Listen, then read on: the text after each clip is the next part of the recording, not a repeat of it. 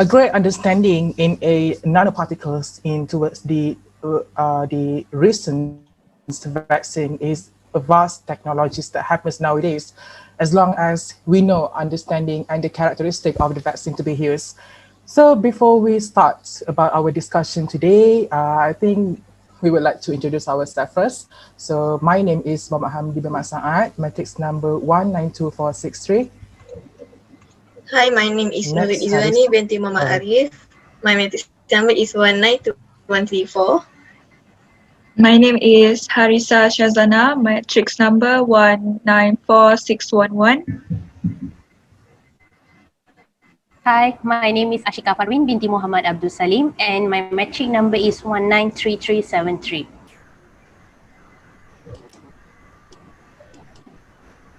Hi, my name is KOHILAVAANI GANESAN. My metric number is 195398.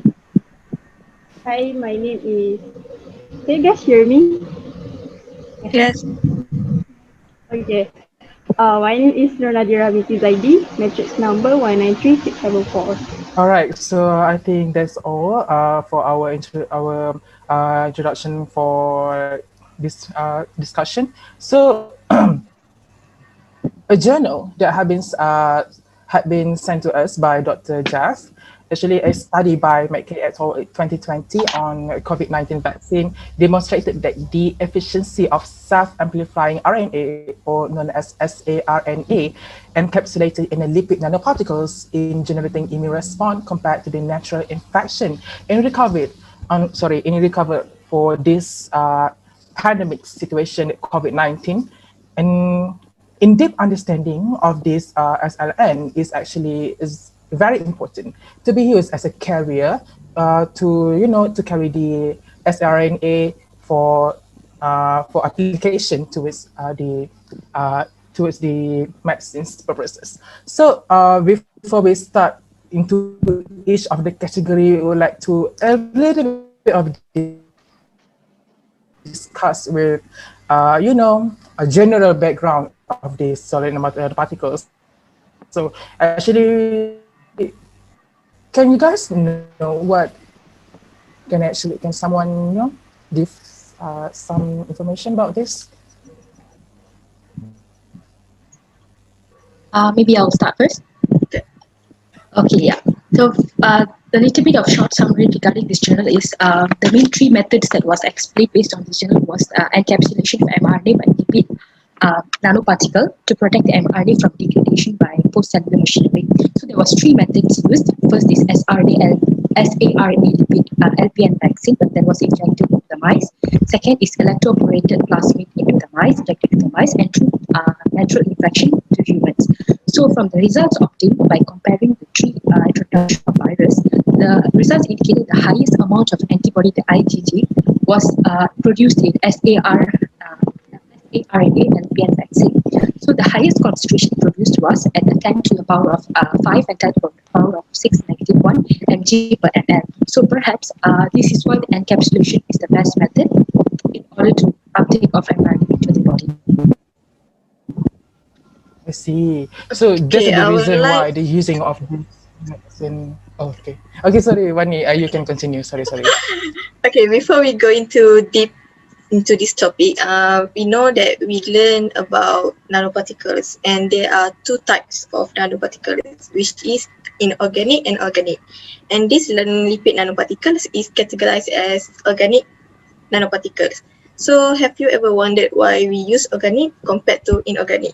So as we learn, we know that organic nanoparticles is easily degradable in our body. That's why it's being used in the development of COVID-19. And I have done a little search on the advantage and some disadvantage of lipid nanoparticle, and I will share my screen with. Okay, can you see my screen? Yes. Yes, Wani, but only part of Yes, the can. words. Yeah. Okay, so yes. Okay, as you can see, this is what I found on solid lipid nanoparticles. So before we, of course, if if we want to study on something, we need to know our aim.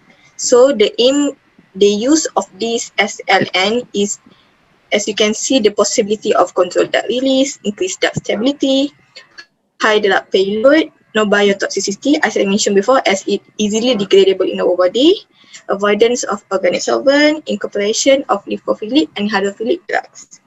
And you also can read the advantage. It's a lot of advantage and a little bit of disadvantage of SLN. So I think if we understand these points, we can actually understand why they use solid lipid nanoparticle in developing this COVID-19 vaccine. Thank you. So anyone want to? Actually, compared to disadvantage, advantage are very more. So they use SLN. So SLN also can Yes. enhance the uptake. Yes, bioavailability.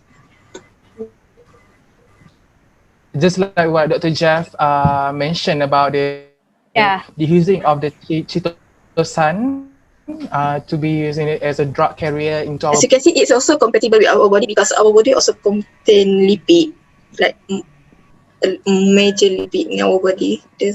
So that's why we use lipid nanoparticles. So Alright. we have discussed on the task division among us.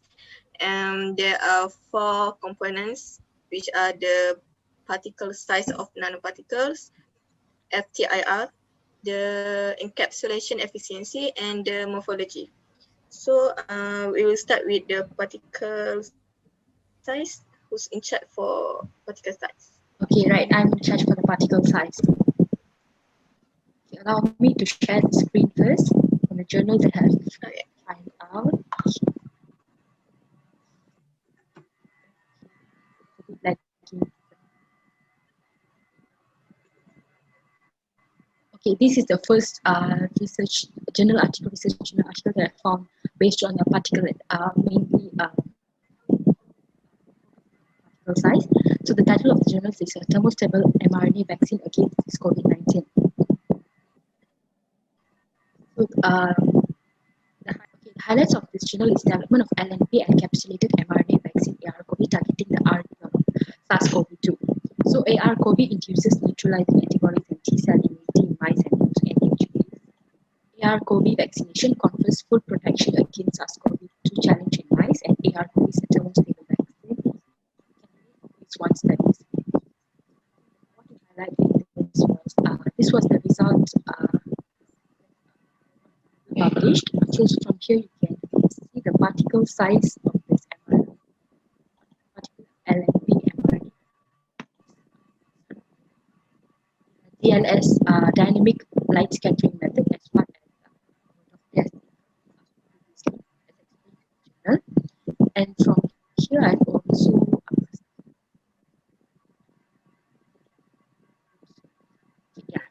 is the highlight. I've also find function. The characterization of representative status of mRNA and is shown. So the final stock of SARS-CoV-2 encoding the mRNA LNP ARCoV under the GMP condition showed an average particle size of 88.85 nanometers with more than 95% of encapsulation. I'm sorry, Kohila, can you please put your mic closer to your mouth? You cannot hear your voice. Okay, is this okay? Okay, so from what I've learned, from what I've studied in the journal, is the average particle size of this mRNA LNP vaccine is 88.85 nanometer with more than 95% of encapsulation. So perhaps we can put this in our data sheet and I'll present this on a graph like mRNA plus LNP. This in our data sheet later on. And what I wanted to say, another journal that I've shared.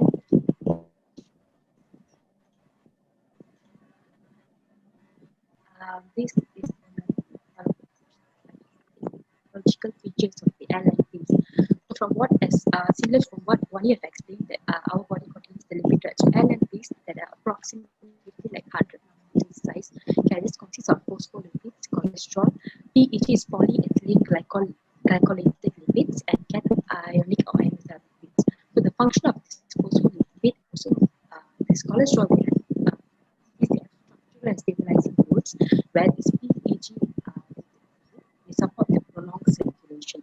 So the cationic lipids are included to allow complexation of the negative charge used to exit from the endosome to cytosol for translation. So the composition of the LNP also carries an important factor for the particle size. So that's it.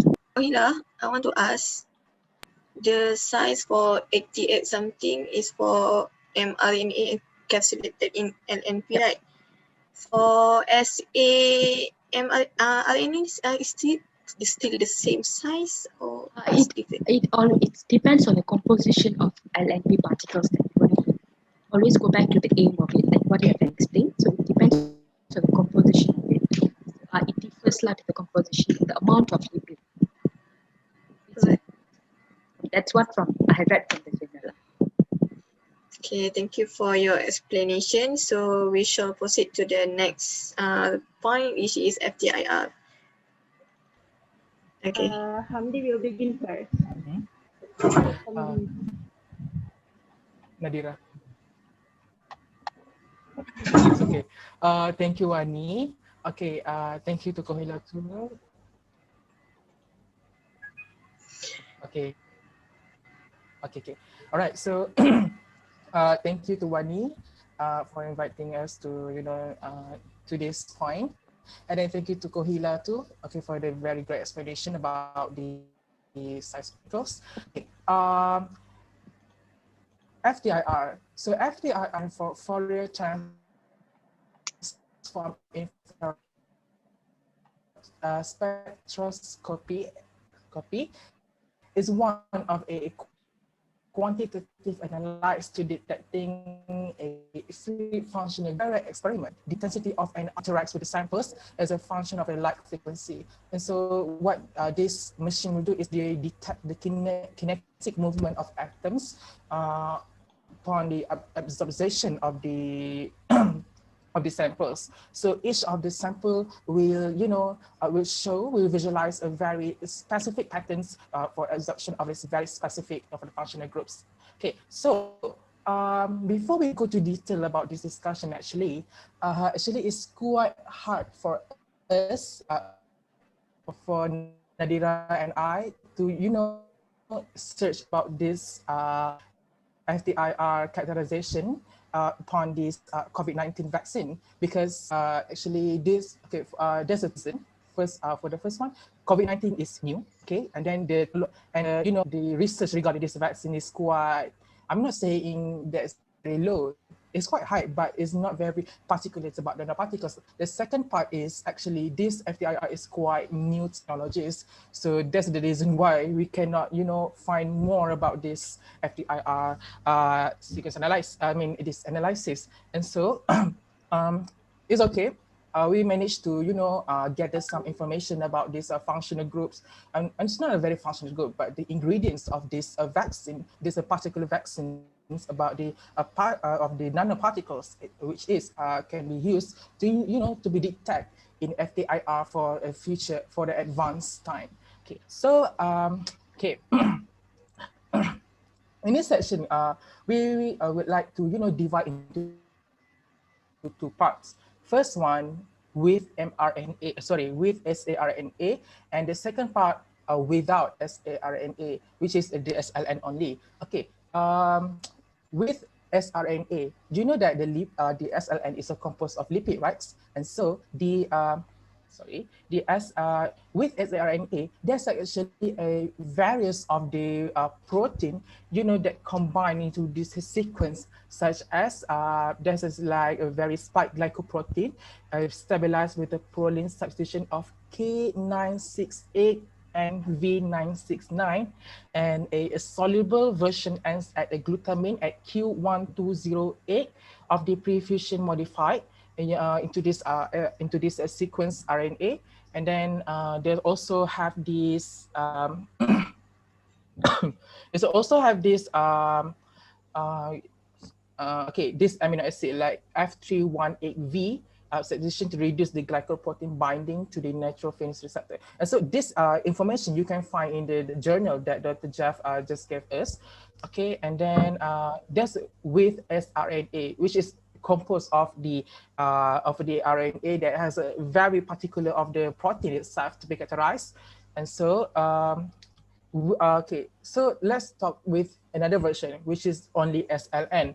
So only SLN, there's a no content RNA, just a very basic SLN structure. Okay, so what we've done, we've managed to go to the website and then see the ingredients of this vaccine. And so when we go to the lipid part, which is the nanoparticles one, we can see that these nanoparticles SLN only, they contain of first is it's a very long. Okay, so I'm going to read it out. It's called 4-hydroxybutyl azanidil bis hexane 6,1-D dil bis 2-hexyl decanoate. This is the first one. And then the second part I will shortly is about PEG, which is a polyethylene glycol 2000. And then the third one is which is N-ditetradecyl atomide. And then the fourth one is 1,2-disteroyl SN glycero 3 phosphocholine, which is we call it generalized as a phosphocholine. And then the last part, which is cholesterol. And so from this ingredient, okay, we can see that there's a various functional group. There's the amine groups. There's a cholesterol. If we go back to the biochemistry, cholesterol actually have a 3 different parts, which is we can have head, body, and tail. We can, okay, from the cholesterol, we can see that there's a functional group that hydroxide ion. And so we can see the hydroxide ion in, and we have PEG. And so PEG 2000 actually commonly used as a nanoparticles. And when and also PEG also have been used in FDIR detection in a various nanoparticles journal. And so this would be, can be fine if we, do this FDIR for this vaccine. Okay, actually this has come. Okay, actually this is additional information about the PEG. Actually, had been article issues within the polyethylene glycol. Actually, this polyethylene glycol. I'm not saying this is an ethical issue, but some of the people can get what you call it, allergic reaction, because just like what Kohila in introduction they said, there's a immunoglobulin, right? And so this PEG also can be triggered to some other people, but don't worry, there's a very low chances for you to get these allergic reactions. So I think that's all from me. And so Nadhirah will show you, will explain to you guys about the graph that we managed to find. Nadhirah? The first graph here, we actually want to compare we call it it shows 5 and 6 different graphs, so it indicates different type of steroids used. So like this one is we obtained this graph from a journal that compare SLN with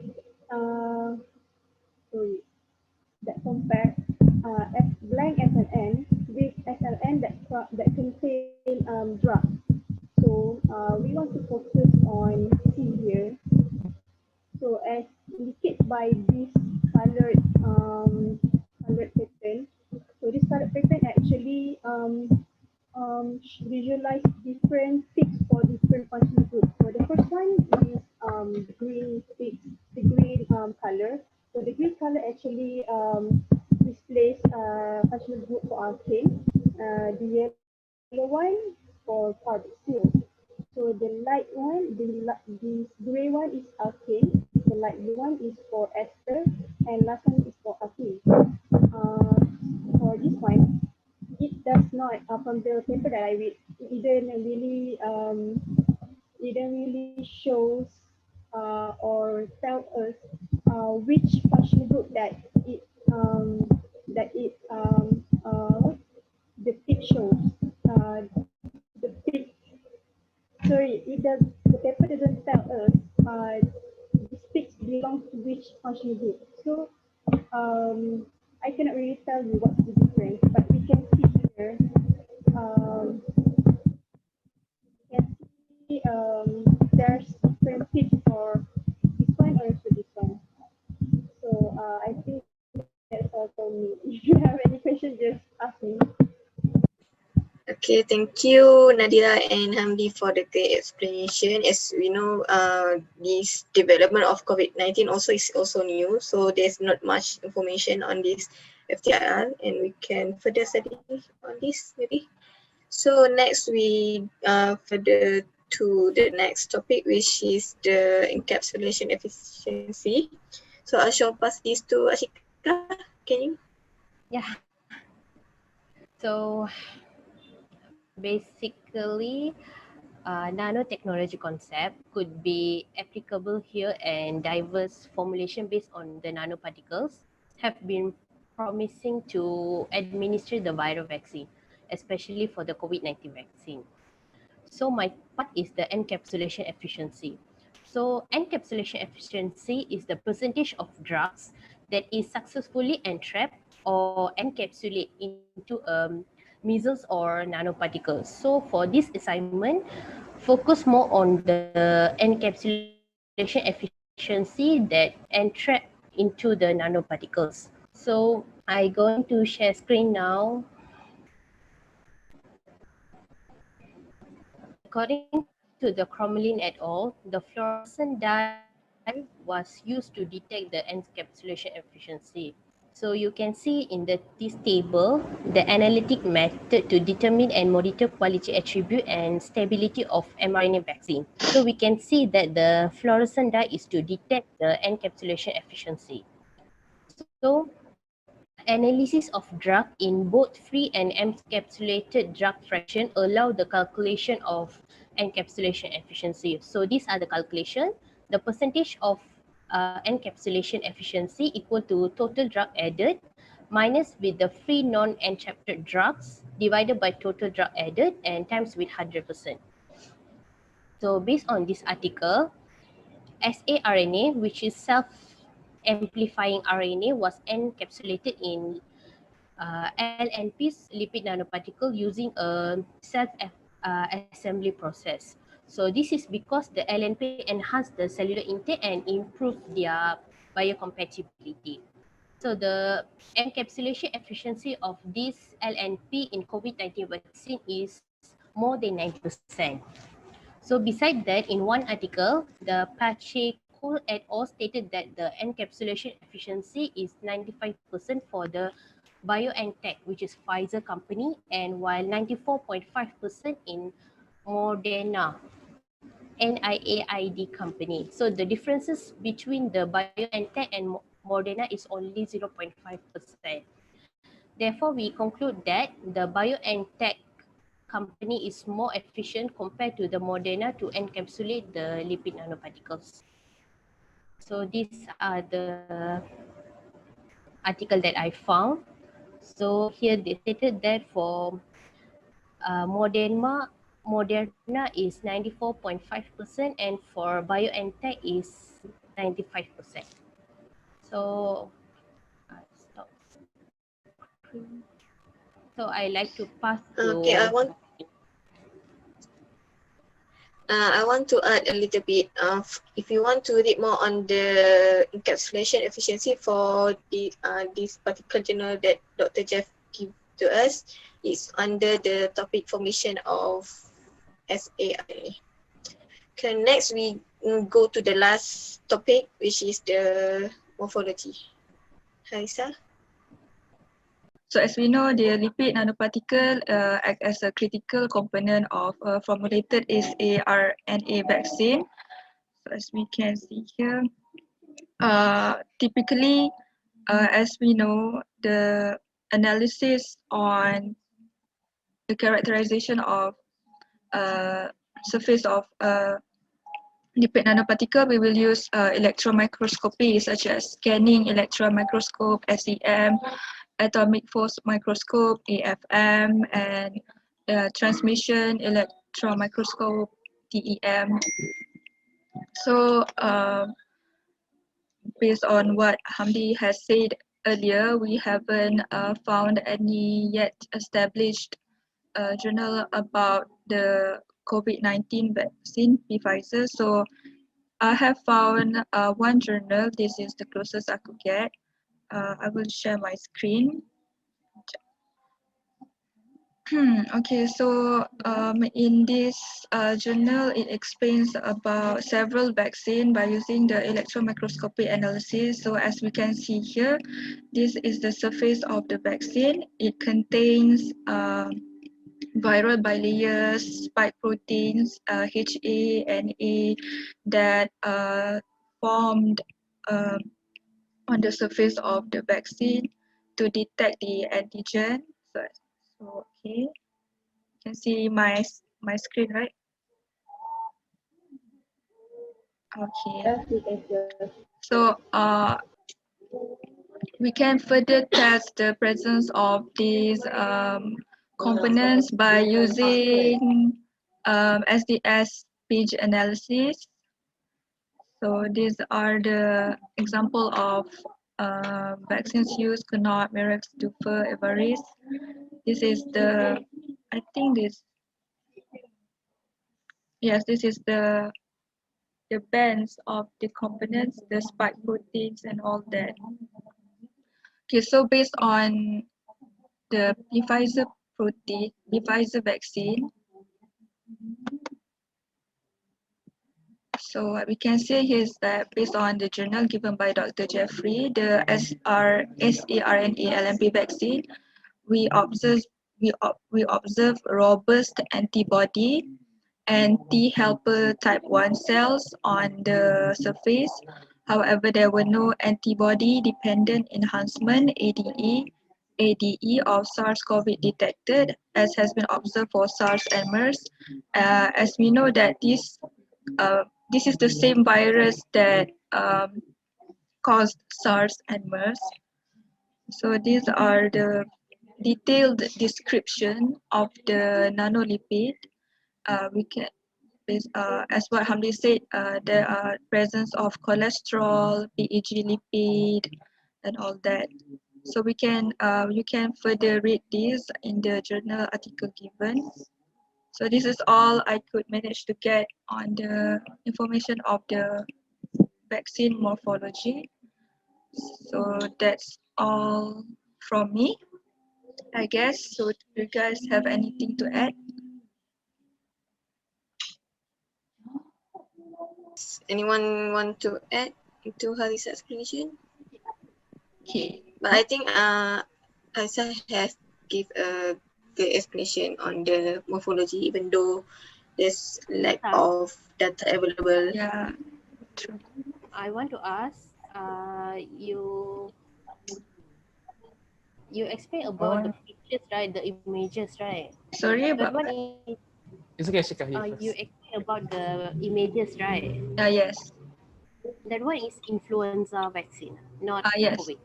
Not COVID, but this is the example of the surface, because this vaccine also use lipid nanoparticle as their delivery for the, what we call that, transport, not transport, delivery, for to deliver this to deliver this vaccine. They also use the lipid nanoparticle. So that is what we could expect from the Pfizer vaccine as well. Thank you. All right. So Hamdi. I want to add something. Sorry, I want to add something to Harissa's point. Okay. Hello, can you guys hear me? Yes, we can. Okay. Actually, when I read about the PEG, okay, actually there's this kind of composition. I'm not sure which is lipophilic or hydrophilic or both. Actually, they're composed to these nanoparticles of the SLN, and so where we can find this that these particles itself. It's one composed of PEG, right? And then when we go to the FTIR, then we can see the PEG that coated with the SLN. So I think they can be added to the morphology. Actually, I found the articles about the PEG with the coated with SLN, but I think it's too detailed. Okay, I think that's all. Thank you, It's okay. Harissa. I think you could share with us later the journal. So I think that's all for our discussion. Yes, I would like to add a little bit at the end of our discussion. I just want to apologize to all of you any technical errors while presenting to Dr. Jeff as well. Okay, thank you, Kohila.